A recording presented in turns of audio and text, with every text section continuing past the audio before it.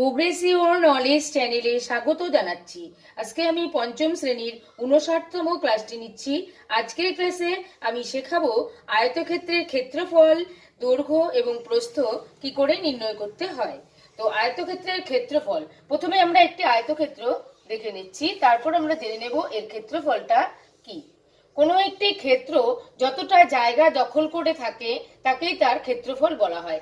এটি একটি আয়তকার ক্ষেত্র, এটা যে জায়গাটা জুড়ে আছে সেটাই হচ্ছে তার ক্ষেত্রফল। আমাদের প্রশ্ন হচ্ছে যে এর ক্ষেত্রফলটা নির্ণয় এবং এর দৈর্ঘ্যটা নির্ণয় এবং এর প্রস্থটা নির্ণয়। তো প্রথমে আমরা জেনে নেব যে ক্ষেত্রফলটা কি করে নির্ণয় করতে হয় এবং আয়তক্ষেত্রের দৈর্ঘ্য এবং প্রস্থই কি করে নির্ণয় করতে হয়। তারপর আমরা এই নিচের ছকে যে অঙ্কগুলো আছে, এখানে ক্ষেত্রফল বের করতে বলা হয়েছে, এখানে দৈর্ঘ্য, এখানে প্রস্থ, এই তিনটি অঙ্কের সমাধান করব।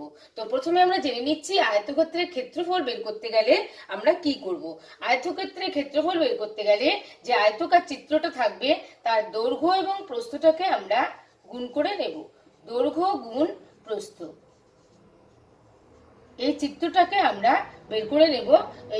তাহলে চিত্র থেকে আমরা দৈর্ঘ্য প্রস্থ জেনে নিয়ে দৈর্ঘ্য প্রস্থকে গুণ করে আমরা আয়তকার ক্ষেত্রে ক্ষেত্রফল বের করে নেব।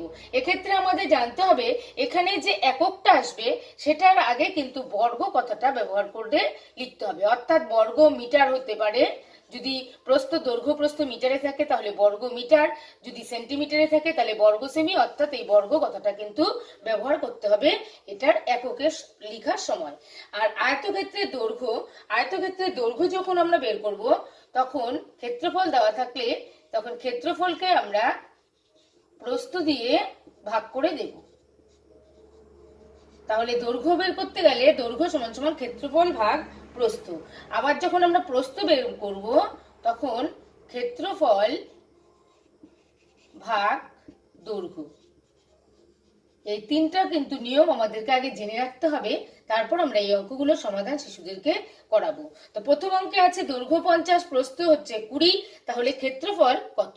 এই অঙ্কটা আমরা কি করে করব, ক্ষেত্রফল হচ্ছে দৈর্ঘ্য গুণ প্রস্থ, তাহলে এখানে আমরা দৈর্ঘ্য হচ্ছে 50 গুণ প্রস্থ হচ্ছে 20, এটাকে আমরা গুণ করে দেব। তাহলে এখানে আমরা গুণ করলে পেয়ে যাচ্ছি 1000। এখানে এককটা আছে মিটারে, তাহলে এখানে হয়ে যাবে বর্গ মিটার। এবার এই অঙ্কটাতে দৈর্ঘ্যটা বের করতে বলা হয়েছে, তাহলে দৈর্ঘ্য বের করব কি করে, ক্ষেত্রফলকে আমরা প্রস্থ দিয়ে ভাগ করব। প্রস্থ দেওয়া আছে, ক্ষেত্রফল দেওয়া আছে, আমরা এই ক্ষেত্রফলকে ভাগ করব, অর্থাৎ এই 1200কে আমরা ভাগ করে দেব প্রস্থ অর্থাৎ 30 দিয়ে। তাহলে এখানে আমরা কত পাবো, এখানে আমরা 40 পাবো। 40 হচ্ছে সেন্টিমিটার। তাহলে এখানে আমরা আয়তক্ষেত্রের দৈর্ঘ্য বের করলাম 40 মিটার। এই অঙ্কটাতে প্রস্থ বের করতে বলা হয়েছে, ক্ষেত্রফলকে আমরা দৈর্ঘ্য দিয়ে ভাগ করলেই এই প্রস্থটা আমরা পেয়ে যাব। ক্ষেত্রফল আছে 1260, এটাকে আমরা ভাগ করব 60 দিয়ে, তাহলে এখানে আমরা পেয়ে যাব 21 মিটার। এইভাবে আমরা প্রথমে এই সঠিক তথ্যগুলো শিখে নিয়ে এই ছকগুলো শিশুদেরকে করতে শেখাবো।